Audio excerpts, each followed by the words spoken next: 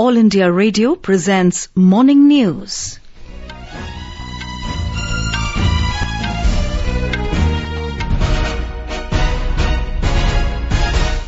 Good morning. I'm Sarabjit Kaur and with me is VC Pramod. The headlines. 3 C-17 Globemaster of Indian Air Force carrying more than 600 Indians stranded in Ukraine land at Hindon Air Base near Delhi. Prime Minister Narendra Modi speaks to Russian President Vladimir Putin, discusses safe passage for Indian nationals from conflict areas.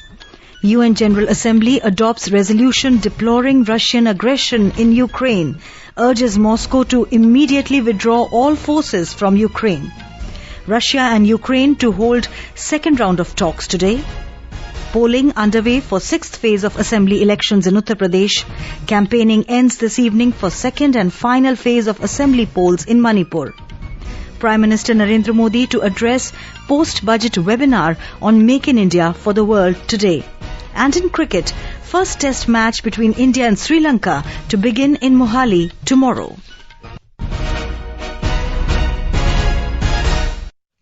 With the new Omicron variant of coronavirus causing concern, we appeal to our listeners to be vigilant and to get fully vaccinated and also help others, including children between 15 and 18 years, to get vaccinated.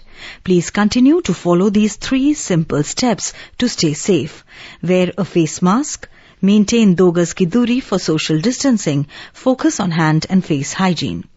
For any COVID-related information and guidance, contact national helpline numbers 011-2397-8046 and 1075. And now, the news in detail. 3 Indian Air Force C-17 aircraft carrying Indians stranded in Ukraine being operated under Operation Ganga have arrived at the Hindon Air Base near Delhi.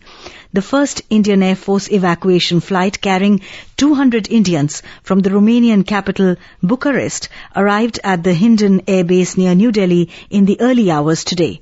Another Indian Air Force's C-17 aircraft carrying 210 Indian passengers on board from Budapest in Hungary landed at the Hindon Air Base.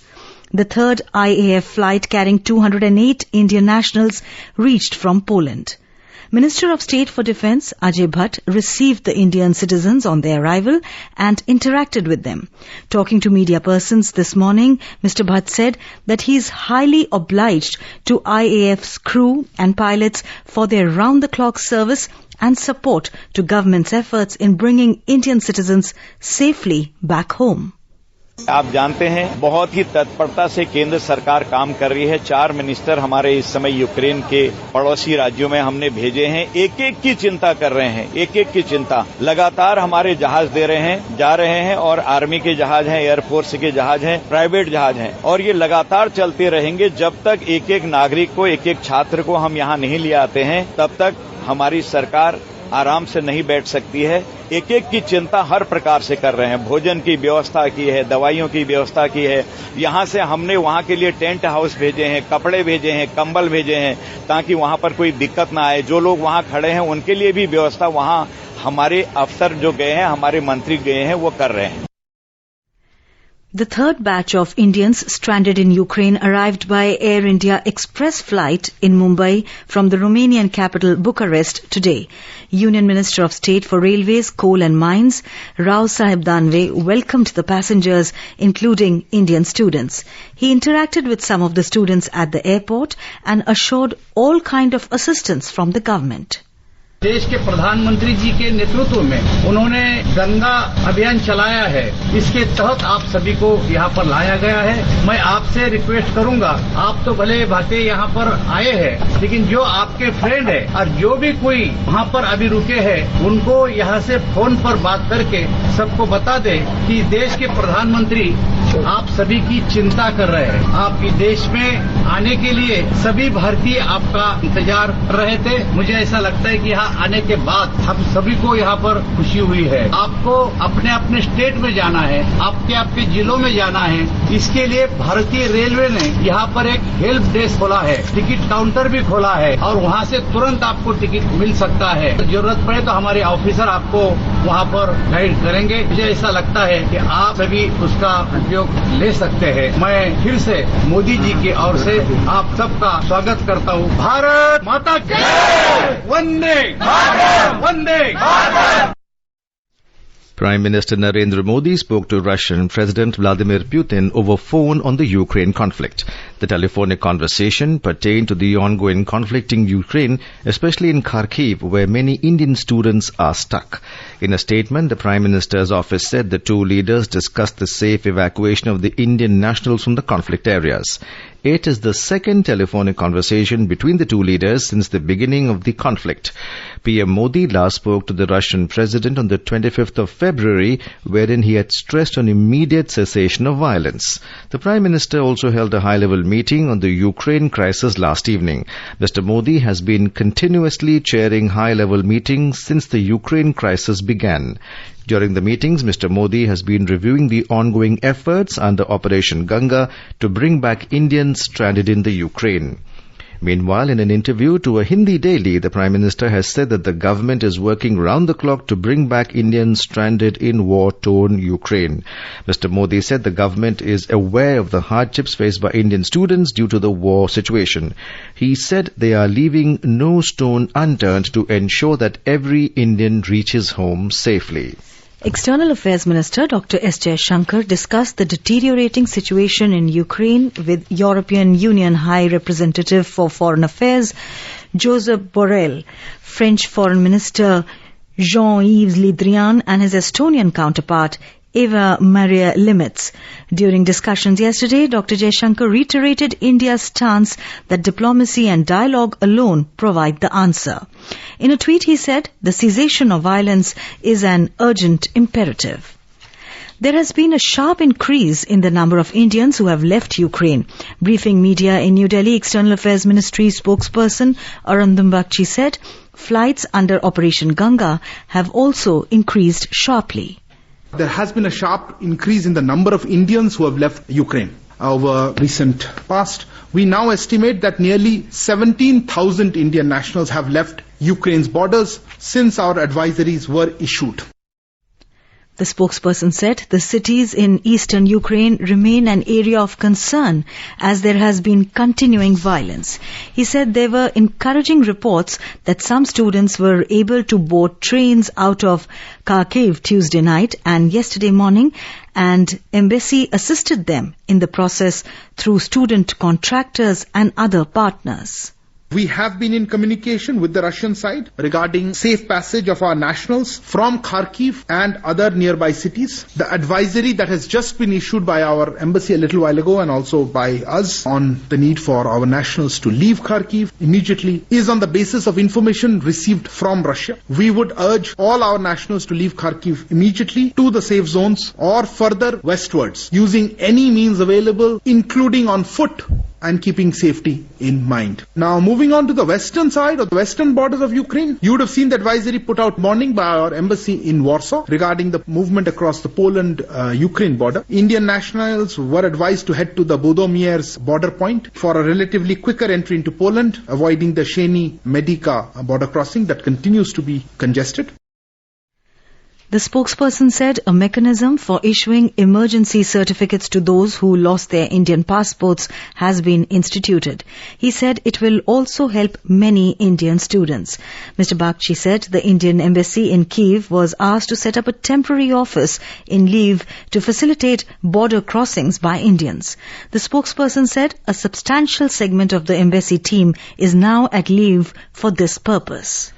The United Nations General Assembly has adopted a resolution deploring the Russian aggression in Ukraine and urged Moscow to immediately withdraw all forces from Ukraine. The resolution was adopted with 141 votes in favor and 5 members voting against. India and 34 other nations abstained from voting. Countries that spoke up for Russia include Belarus, North Korea and Syria. Cuba also spoke in support of Russia but did not issue a vote. The resolution required a 2/3 majority to be adopted in the 193-member General Assembly. The emergency session of the UN General Assembly was called by the Security Council amidst ongoing Russian military operations in the Ukraine. Director General of the International Atomic Energy Agency IAEA, Rafael Mariano Grossi, conducted consultations in order to address an overnight request from the Ukraine's nuclear regulator to extend immediate assistance to ensure the safety of Chernobyl nuclear power plant and other nuclear facilities in the country. Mr. Grossi has said that the work of the agency at this time of uncertainty in Ukraine is indispensable. Moreover, UN Secretary General Antonio Guterres, during the emergency session of the UN General Assembly, called Russia's decision of putting the nuclear deterrence forces on special alert as a chilling development. The second round of talks between Russia and Ukraine is set to take place today. A Ukrainian presidential aide told CNN that the second round of talks between the two countries will take place today. Russian state news agency RIA said that the second round of talks will take place in Belarus near the Belarus-Poland border. The first round of talks held in the border town of Homel in Belarus on Monday lasted for 5 hours and ended without a breakthrough. You are listening to the morning news on All India Radio. A reminder of the headlines before we move on. 3 C-17 Globemaster of the Indian Air Force carrying more than 600 Indians stranded in Ukraine land at Hindon Air Base near Delhi. Prime Minister Narendra Modi speaks to Russian President Vladimir Putin, discusses safe passage for Indian nationals from conflict areas. UN General Assembly adopts resolution deploring Russian aggression in Ukraine, urges Moscow to immediately withdraw all forces from the Ukraine. Russia and Ukraine to hold second round of talks today. Polling underway for 6th phase of Assembly elections in Uttar Pradesh. Campaigning ends this evening for the second and final phase of Assembly polls in Manipur. Prime Minister Narendra Modi to address post-budget webinar on Make in India for the World today. And in cricket, first test match between India and Sri Lanka to begin in Mohali tomorrow. For quick news updates round the clock, follow us on Twitter at AIR News Alerts. अपने business को बढ़ाने के लिए लीजिए आकाशवाणी का सहयोग और दीजिए उसे बुलंदियों के पंख।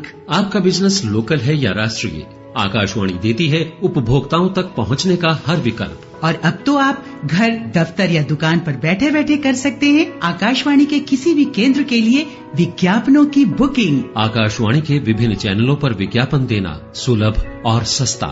बुकिंग है तो संपर्क करें 8700014242 पर। 8700014242। Welcome back to the morning news. Polling is underway for the 6th phase of Assembly elections in Uttar Pradesh. Voting, which began at 7 a.m., will end at 6 in the evening. 57 constituencies spread over 10 districts are going to polls in this phase. The districts are Balia, Balrampur, Siddharth Nagar, Basti, Sant Kabir Nagar, Ambedkar Nagar, Maharajganj, Kushinagar, Gorakhpur and Devariya. A total of 676 candidates, including 66 women, are in the fray in this phase. The state is going to polls in 7 phases. The Voter Verifiable Paper Audit Trail (VVPAT) is being used along with electronic voting machine (EVM) at every polling station. In view of the prevailing corona pandemic, the Election Commission has laid focus on COVID-safe elections with maximum participation. The Commission has decided to allow a maximum of 1,252 electors in a polling station instead of the earlier stipulation of 1,500 electors. Now, we go over live to our correspondent Aditya Shukla for the latest update on polling. Aditya, how is the polling progressing in the initial hours, and also tell us about the arrangements made by the Election Commission? Sarabjit, I am nearby Abhinandan Inter-College polling booth in Gorakhpur city, and the voting has begun at 7 o'clock here. People have started coming to cast their franchise. A lot of enthusiasm is being seen among the voters, especially first-time voters and voters who have come to cast their vote. I also met some of the people who go for a daily morning walk. Today they have directly come to the polling booth and are casting their vote. Queues are not that long as of now. People want to cast their vote as early as possible. We hope as the day progresses, more and more number of voters would come to vote. District administration has done all the preparations here to conduct free and fair elections. CCTV cameras are installed at the polling booths. Central armed police forces have been deployed. Officers responsible for conducting the polls are repeatedly asking voters not to use their mobile phones in the polling booths. As we have also seen in the earlier phases, some of the voters have tried to take selfies while voting and FIRs have been registered against them. So it must be remembered, and the officers are also repeatedly warning voters not to use mobile phones inside the polling booths. Yes, Sarabjit. Aditya, this phase is considered critical as Uttar Pradesh Chief Minister Yogi Adityanath is contesting from Gorakhpur city. Some of the turncoats are also in the fray. Can you tell us more about this?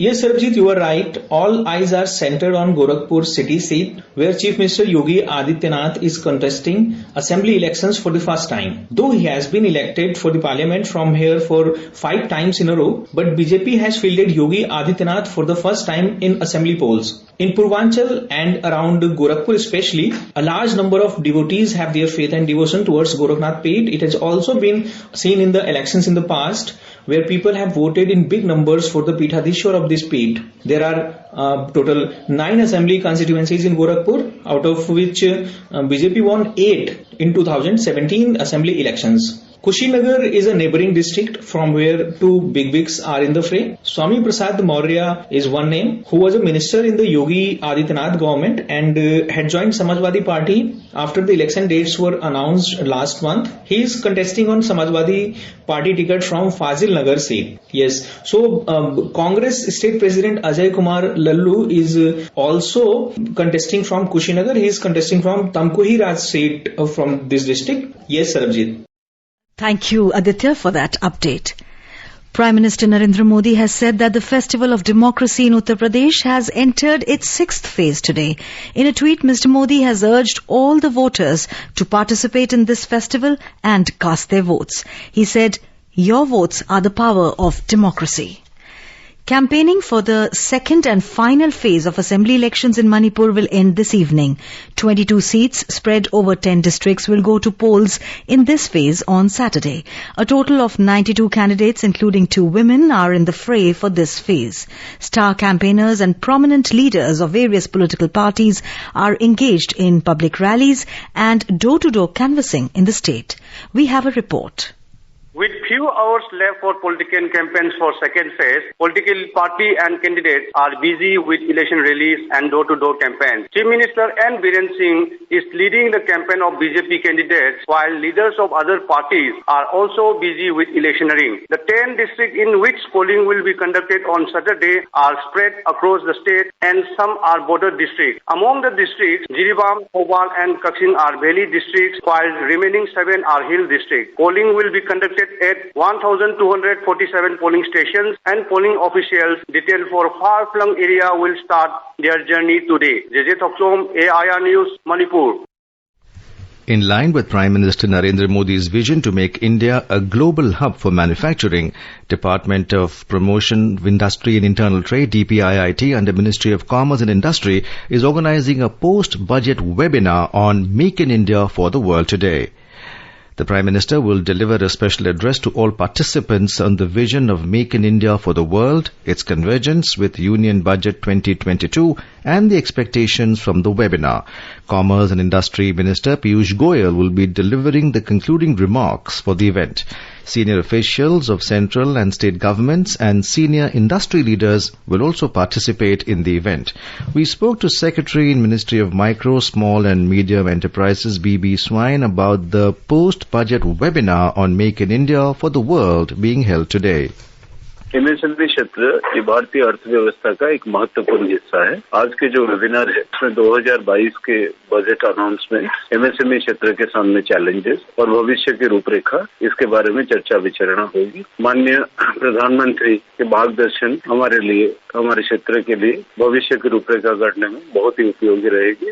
ये आशा करते हैं कि 2022 में MSME क्षेत्र में जो significant declarations हुए हैं, बजटरी डिक्लेरेशन, ये क्षेत्र को बहुत आगे ले जाए. Communications and IT Minister Ashwini Vaishnav will inaugurate the third edition of the NIC Tech Conclave in New Delhi today. The two-day event is being organized by National Informatics Centre, NIC. Minister of State for Electronics and IT Rajiv Chandrasekhar will grace the event as guest of honour. India's COVID-19 vaccination coverage has reached nearly 178 crore mark. More than 18,93,000 vaccine doses were administered yesterday. Over 2 crore 2 lakh precaution doses for the identified categories of beneficiaries have been administered so far. And now let's listen to our special program, Azadi Ka Safar, highlighting the importance of the day during the freedom struggle. आजादी का Amrit Mahotsav.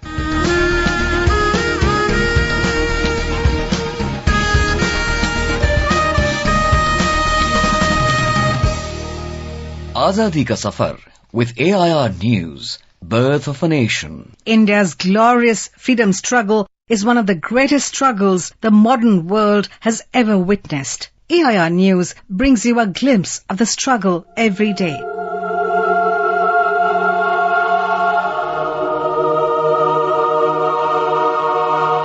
In today's episode, we remember nationalist, industrialist Jamshedji Nasarwanji Tata, who was born on the 3rd of March 1839 in Navsari, Gujarat. He was a patriot and a humanist whose ideals and vision shaped the exceptional business conglomerate of Tata. The Swadeshi movement did not start until 1905. However, Tata represented these same principles throughout the time he was alive. Jamshedji was convinced that Indian companies could compete against the prevailing British dominance of the textile industry. In 1869, he acquired a dilapidated and bankrupt oil mill in Chinchpokli, Bombay, and converted it into a cotton mill. Jamshedji went on an extended visit to England and conducted an exhaustive study of the Lancashire cotton trade. On the 1st of January 1877, the day Queen Victoria was proclaimed Empress of India, the Empress Mills came into existence in Nagpur. At the age of 37, Jamshedji had embarked on building many textile mills and other projects. From about 1880 to his death in 1904, Jamshedji was consumed by what has to be the three great ideas of his life: setting up an iron and steel company, generating hydroelectric power, and creating a world-class educational institution that would tutor Indians in the sciences. The Taj Mahal Hotel in Bombay was one of the ventures that did bear fruit while Jamshedji was alive. Legend has it that Jamshedji set his mind on building it after being denied entry into one of the city's hotels for being an Indian. Indeed, it can be said that Jamshedji Tata employed the wealth he created to enrich India and her people. We salute the great patriot.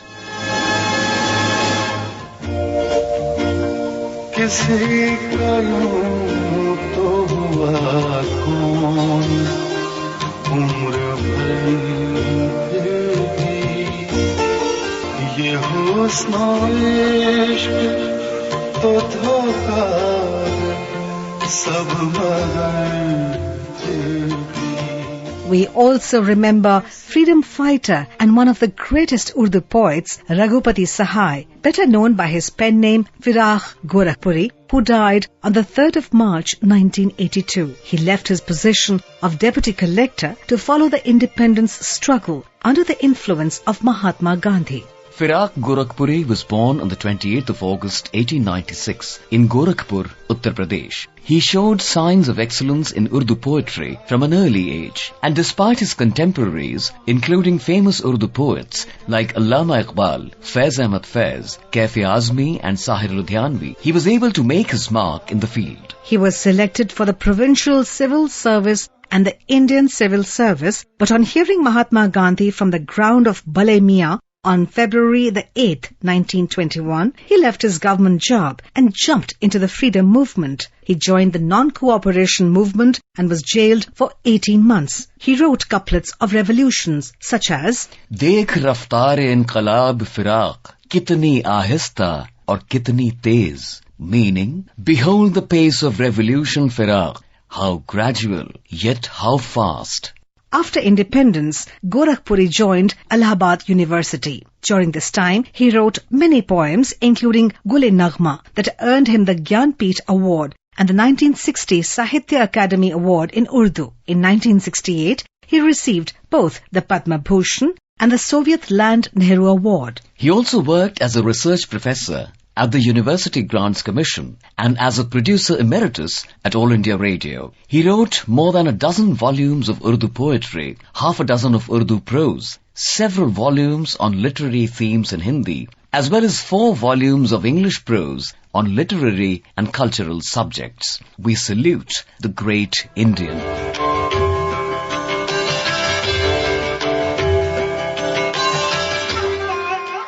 We also remember freedom fighter Sitaram Dubey of Shahabad, Bihar, who actively participated in the non-cooperation movement of 1920, the civil disobedience movement of 1930, and the Quit India movement of 1942. He died in the Patna camp jail on the 3rd of March 1943. We salute the great son of the soil.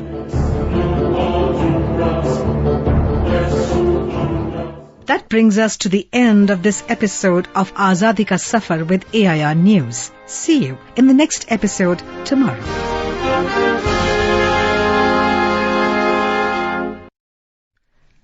In cricket, the first test of the 2-match series between India and Sri Lanka will begin tomorrow in Mohali. The first test will mark the beginning of newly appointed full-time skipper Rohit Sharma's journey as leader of the test side. Virat Kohli, on the other hand, will represent India in the cricketing whites for the 100th time. The home side has a few records to extend as it enters the test series. So far, India have played against Sri Lanka 20 times at home, with the former emerging victorious on 11 occasions, while the remaining 9 ended in draws. Sri Lanka are yet to defeat India in tests in India, a run which Rohit will look to continue in the upcoming series. In another interesting statistic, a win for India will help them become the only team to register 21 test wins against Sri Lanka. The 12th ICC Women's Cricket World Cup is all set to begin from tomorrow in New Zealand. 8 countries will battle it out in 31 matches over 31 days at 6 cities of the island nation. The opening match will be played between host New Zealand and the West Indies at the Bay Oval in Tauranga. And now let us take a look at the weather forecast for today. The national capital Delhi is likely to have thunderstorm with rain. The temperature will vary between 12 and 28 degrees Celsius. Mumbai will have a mainly clear sky. Chennai is likely to have generally cloudy sky with light rain. Kolkata will have mainly clear sky. Leh and Gilgit are likely to have a partly cloudy sky. Muzaffarabad will have a generally cloudy sky. Guwahati will have a partly cloudy sky with haze. Imphal will have a mainly clear sky. And now an overview of today's newspapers. Amid the ongoing conflict in Ukraine, Indians told to rush from war-hit Kharkiv, headlines The Hindu. In 5 years, a 3-fold hike in number of Indian MBBS overseas graduates seeking to practice at home, states the Indian Express. Commenting on the current round of assembly elections, quoting Prime Minister Narendra Modi, UP has decided to create political history this time, writes the Hindustan Times. With educational institutions in Kashmir once again pulsating with life, students enthusiastic as schools reopen in Valley after 32 months, reports the Statesman. Hammer and tongs, Delhi's oldest ISBT to be put to test for stability, writes the Times of India. And finally, in a bid to reduce the effect of environmental factors on agriculture, Indian farmers can now trade in carbon credits to boost income, informs the Business Standard. And now, before we end the bulletin, the headlines once again. 3 C-17 Globemaster of the Indian Air Force carrying more than 600 Indians stranded in Ukraine land at the Hindon Air Base near Delhi. Prime Minister Narendra Modi speaks to Russian President Vladimir Putin, discusses safe passage for Indian nationals from conflict areas. UN General Assembly adopts resolution deploring Russian aggression in Ukraine, urges Moscow to immediately withdraw all forces from Ukraine. Russia and Ukraine to hold second round of talks today. Polling underway for the 6th phase of assembly elections in Uttar Pradesh. Campaigning ends this evening for the second and final phase of assembly polls in Manipur. Prime Minister Narendra Modi to address post-budget webinar on Make in India for the World today. And in cricket, first test match between India and Sri Lanka to begin in Mohali tomorrow. For details of these stories and more, log on to our website www.newsonair.gov.in. And with that, we end the morning news. Have a nice day.